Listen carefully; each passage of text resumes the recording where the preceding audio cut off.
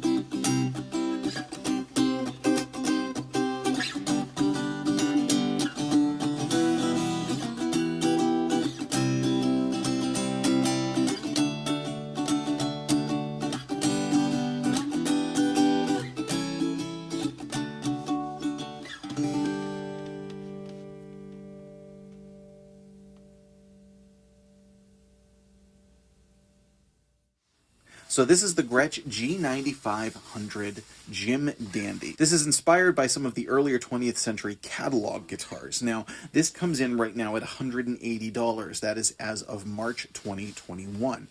And one of the things that I really like about this guitar is it just fully embraces what it is. One of the things that I don't care for is when you have guitars that are less expensive that are trying to pretend to be something that they're not, right? They're trying to look fancier than they are. They're trying to look, whether it's using a really cheap kind of veneer to make it look like it has a fancy top or something, or who knows what. You see a lot of inexpensive guitars that have ultra fancy inlays, but then when you look really closely, they're kind of poorly done.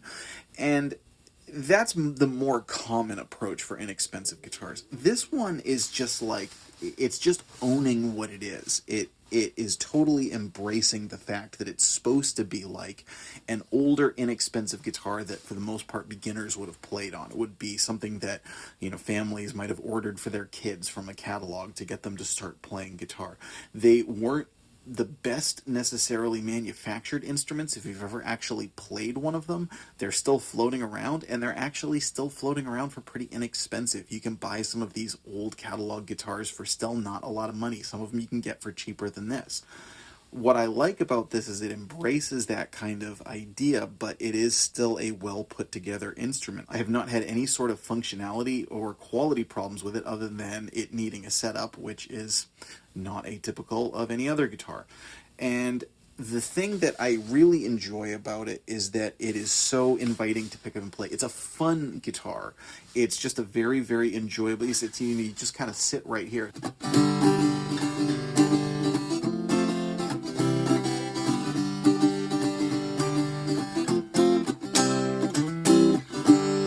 Right, it's just you just pick it up and you just play, and it's not terribly loud. It's something that you can kind of dive into.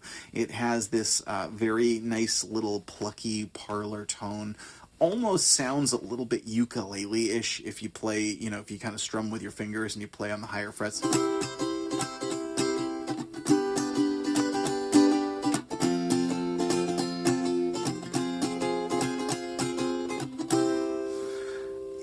And again, I'm not saying it sounds like a ukulele, but it's got that just kind of like very, very pleasant higher sound and everything. Not a ton of depth to it. You can do the really cool old blues thing with it.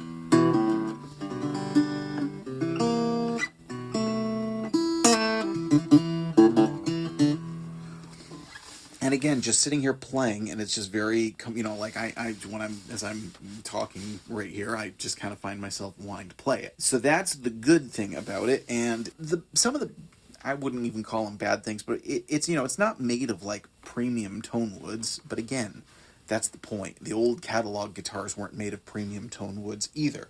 It does feel slightly toy-esque, but again, that's kind of what it's going for. It's not that you can't play it as a real instrument, but like, the fit and the finish and everything, the finish is smooth, and it's this kind of like, it's almost like a satin kind of thing that just like, it exudes that sort of, youthful early guitar thing.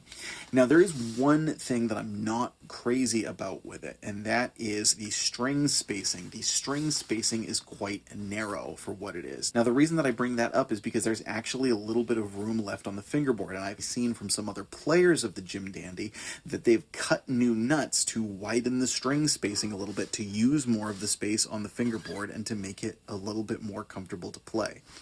Two things about that. One, it's not necessarily a bad thing to have narrow string spacing on some guitars, because it actually does help you become a better guitar player. Think of it like strength training for a guitar, right? If you can kind of fret the notes cleanly on this guitar, then it's going to be easier to do on another guitar. The thing about getting a new nut for it is if you can't do it yourself. The last time I had my tech cut a new nut and install it for me, it was about $75. Well, this is $180 new, and if you get it used, it's less than that. So maybe you do, maybe you could say, hey, well, I can get this with a new nut and it's still way less than another guitar, and other players are going to say, like, why am I going to spend as much on getting a new nut put on as almost the guitar cost itself? So there's a lot of different ways that you can look at that. Now, the other popular mod with this guitar, and you'll see this a lot on YouTube, there's some great players out there playing some cool slide stuff and doing this, and Gretsch has caught on with this, which I'll talk about in a second, but is to install a sound hole pickup into this and to use it as kind of a pseudo acoustic electric, like an old-fashioned blues style electric, not something that's really trying to recreate an acoustic guitar tone, but something that's kind of getting one of those in the just from back in a time when they would amplify guitar however they could. Now, there's a pickup that works with this called the Delta Lux, which is a really great old-fashioned looking pickup. Gretsch caught on to this so well that they actually make a model now called the Gin Ricky, which comes with the Delta Lux pickup, and it's about $250. So you can get a Jim Dandy and you can install a Delta Lux, or if you want to go down that route, you could just get the Gin Ricky for a little bit more that already has it. That opens up a whole world. Now, I don't really play slide with this guitar because the action is actually very, very low on mine, so much to the point where I almost wonder if the guy who I got this from might have filed down the bridge slightly, because the action is lower than I would expect, but I can't speak for sure based on other models. It is very comfortable in that respect, but again, for slide playing, I like high action. But again, there are some great players on YouTube who are playing Jim Dandies and using slides, so definitely check that out, because it just again goes back to that kind of cool old bluesy parlor style guitar tone. And then if you install the Delta Lux pickup, then you've got a really, really cool vintage style blues machine that you can do a lot of neat things with. Now, I got this guitar, I traded a Mackie speaker to a very nice gentleman who swapped me this and a djembe. We're gonna go play praise and worship on the quad. in exchange for the Jim Dandy. And he actually emailed me 7 or 8 months ago, I want to say, and said he had seen my first video of it and liked it, and actually had been thinking about getting another one because he missed it. The other interesting thing about this is because they're so inexpensive, there's kind of a fail-safe built in, because you can't get a ton for them if you go to resell it. Then again, if you get a little bit for it and then you want to get another one, it's not debilitatingly expensive. You can probably, you can get another one for not too crazy. But for instance, for me now, I'm not going to get rid of this one. I wound up having some personal nostalgic attachment to this guitar, but for a separate reason. But that aside, it would be low on my selling list again, because you probably not really get much more than for a decent overdrive pedal used, and it's worth keeping for that.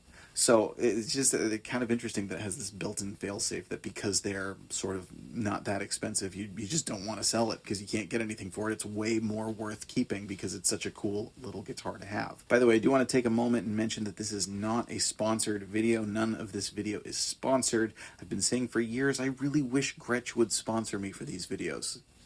Seriously, Gretsch, you see what I'm doing for you here?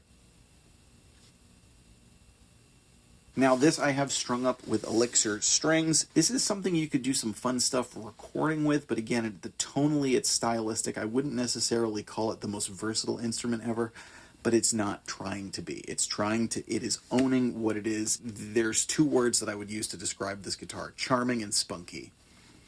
And it nails them both at the same time, which is kind of an interesting thing. All in all, what I would say is that for an inexpensive guitar, this has held up for a couple of years. It, quality-wise, has held up very, very well. I haven't had any issues. I actually took this out to do a guitar program at my daughter's music class, and I took this, so it has been out with me a little bit. I have not gigged with it. I use it mostly for home use. Again, I have thought about getting the Delta Lux, and it is something that I'll probably do at some point. So let us know in the comments. Do you own a Gretsch Jim Dandy? Do you own the Gin Ricky? Have you modified them? What's your experience with these? Please let us know in the comments. I'm going to play a little bit more to close this out here. I'm Jack Fossett. Please remember to like, share, and subscribe. Follow the links below where you can listen to some music. And I hope you enjoy the rest of the video.